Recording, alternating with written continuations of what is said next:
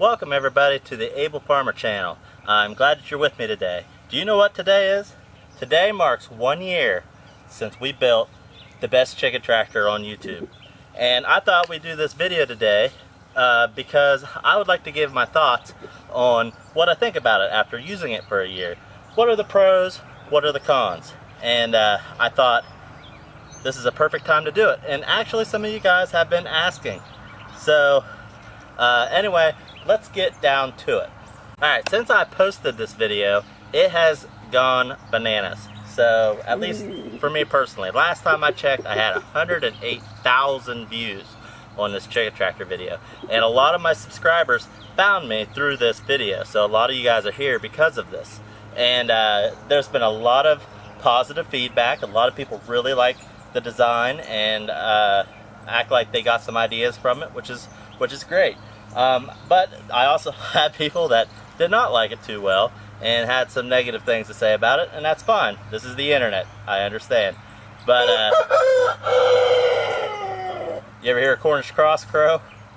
There it was. But anyway, we're going to address some of the frequently asked questions from your YouTube comments, and I am going to get some of this stuff out of the way. Now, one of the things that you guys frequently ask is what is the dimensions? And I never really answered that too good because I kind of forgot. So I'm going to measure it right now and we're going to see what the dimensions are.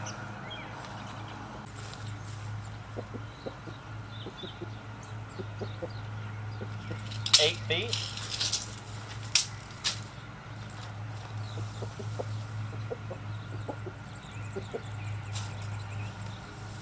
Is 8 by 5, and honestly the reason I went with those measurements, the 8 by 5, was so I didn't have to cut the boards. Honestly, that's why.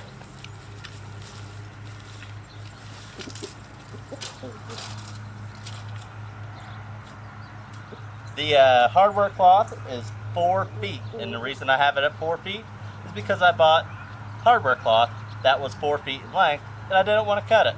That's why. So I hope that answered your dimensions question. The next thing that I had on here was a question often asked, what about predators digging underneath? Now, I have not had any problems with any predators getting in. I've used this now for a year straight and I've never had a predator in. The type of predators in my area are raccoons, possums, coyotes, fox, anything like that. Just typical North American animals, with the exception of bear. We don't really have bear around here. They say there's a few, but I've never seen any. But that's the only thing that I don't have. And if you have bear in your area, I don't know. I don't know if this keeps bear out. But anyway, I have not had a problem. One thing I do make sure, I take a look around it every time I move it and make sure there's no gaps. And if there's a gap, I'll take a piece of scrap wood and I'll throw that piece of scrap wood along the side, and that will prevent, you know, enticing an animal from digging underneath. So that was a question that was often asked. Another thing was my tarp. You saw in my video that my tarp did not come all the way down the sides. And honestly, the reason it was like that was because I bought the tarp and I didn't know what size tarp to get, and it was a little bit small. But I wasn't worried about it because I was raising these broiler chickens in the summer. So with these chickens, they often can get overheated, and I thought the extra airflow that would be blowing through there would actually help my chickens. And I had very little loss. So it wasn't like they were getting wet, getting cold, and were dying. You know, that could be a possibility of that happening, but I never had that happen. And I just feel like I feel like it worked pretty good. Now, because I use this year round, I put a bigger tarp on that runs clear to the ground, and that was because I didn't want that air flow through there, because I was trying to make it as draft free as possible.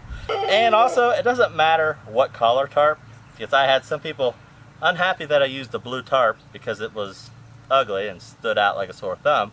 But I just bought a cheap tarp. You can get whatever tarp you want. Oh, and probably by far the most asked question is, where are the nesting boxes? And where are the roosting bars? Okay, I thought I made this clear in my first video. I built this for broiler chickens. Broiler chickens tend to live about 8 weeks. They do not need a nesting box because they'll never live to their first egg.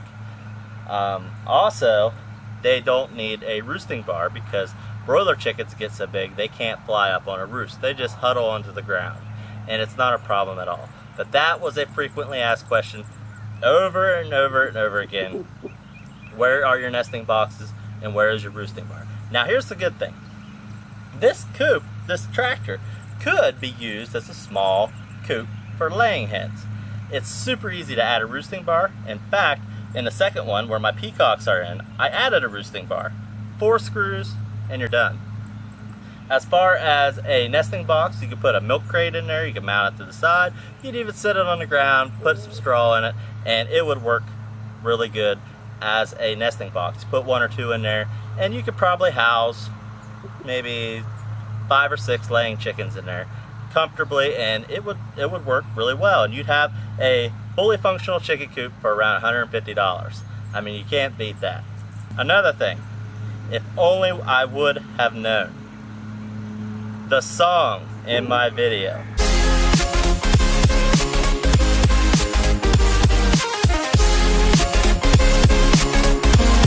Really ruined some people's day.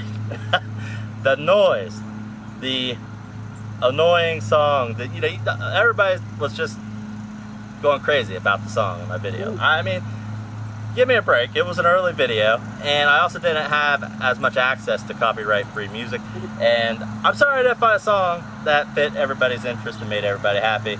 If I would have known that, man, I could have saved a lot of people's trouble. But anyway, I'll try to do better, guys, okay? I'm sorry. Also, any concerns about the feeder? I did have some questions about the feeder. Some people say this was a great idea, and some people were saying things like, it'll be sharp on a chicken's neck, and they'll spill their feed out all over the place. And I had no trouble with the feeder. It worked great. The chickens act like they're starving every time you go in there and feed them. They eat all their feed. It's not a problem. I've never had any problems with it hurting their necks or anything like that. And that's one thing I did not show in the first video is I hung a nipple bucket, a bucket water with the nipples on the bottom of it for the water. It wasn't in my video, but if you were to watch my slow growing white broiler videos and stuff, you saw that I had water in that bucket. And that's how I water, because people are saying, oh, how do you water them? You need to have a self-watering system. And that's the way I did it, was I hung a blue bucket in there, and each day I take a bucket and I just top it off every day. And it was no big deal, worked pretty good. Another concern was the weight, and that is probably the biggest downfall of this tractor, is that it's pretty heavy. And if you need to move it a long way, that's a problem. So when I built my second chicken tractor, I built it just a little bit smaller because I wanted to be able to slide it up onto my trailer, and then I could pull it up there with the tractor, or I could pull it up there with the side-by-side. And because when you go down from my house, my whole property goes up, and there's no way I'm going to drag this thing. People had some good ideas. They said that you could build part of it out of PVC, and the PVC would obviously be a lot lighter, be flexible, and you know, that's really a good idea. Another thing, you could also maybe, instead of using some 2x4s on here, you could use 2x2s, maybe rip some of these 2x4s, use 2x2s. This is all treated lumber, and that is also a very good option. I almost did that, but I was just a little worried it wouldn't be strong enough, so I erred on the side of caution. And I just thought, well, if it's a little heavy, it's a little heavy. But there are ways you could cut some weight on this thing. You could also, if you're a little shorter person, you can make it not quite as tall. That would remove a little bit of material. That would make it a little bit lighter. Another thing, the wheels on the back, they work okay. I suggest getting them as low as you can. Honestly, when I lift it up, the little chicks all scurry out, and I'm worried I'll crush them. They run back in because they want to eat. That isn't a big deal. But anymore, honestly, I just scoot the tractor. I just scoot it. Another thing, since that video, I shortened my rope, because when I was trying to lift it in there, I was lifting with my arms, where instead of just being able to lift it up with my legs. So I shortened that rope, and that helped a lot. Escape it back here. What other concerns do people have? Oh, one person was on there saying, well, why would you need to walk inside? I don't want to walk inside and step in chicken poop. Little pro tip, move the tractor first, and then you walk in and there's no chicken poop. So there's that. Another thing I probably would have done maybe done a little different, and it hasn't been a problem, is my latch on the door. The little latch on the door, it's holding up, but you can see where maybe something could pry that door open. So maybe I would add maybe 2 of those latches, one on the top, one on the bottom, or maybe a little bit bigger of a latch. Not a big deal, but that would be an option that you could probably go in. Oh, and here's another thing. The joints. Let me tell you something else that you may not know about me. I am a terrible carpenter.